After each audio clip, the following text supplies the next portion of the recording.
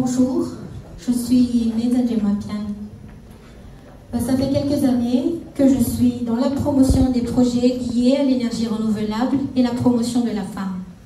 Et aujourd'hui, j'aimerais que vous reteniez mon projet, c'est Favim Tunjazavan. Le problème, c'est quoi? Slide, s'il vous plaît.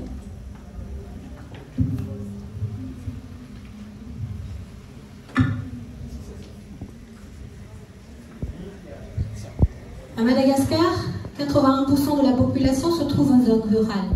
Et sur ces 81%, seuls 6% ont accès à l'énergie.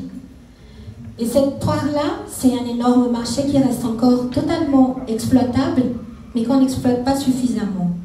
Pourquoi il n'y a pas d'exploitation? Parce que mettre en place des centrales énergétiques, qu'importe la forme, c'est un long processus. Et pour toutes les parties prenantes, c'est un coût de revient plus ou moins élevé. Alors on a proposé une solution. Si raisonner global et faire des tirages de ligne, ça revient cher, proposons des solutions qui soient indépendantes et adressons-nous à des ménages. Si mettre en place des points de distribution, ça coûte cher, faisons en sorte d'utiliser une main-d'œuvre qui soit sur place, totalement mobile et exclusivement constituée de femmes, parce qu'il faut leur offrir aussi des opportunités. Et si notre cible a un faible revenu, faisons en sorte de les faire payer petit à petit. Slide suivant. Le business model de Viva Tunjazavan, c'est quoi? Slide suivant.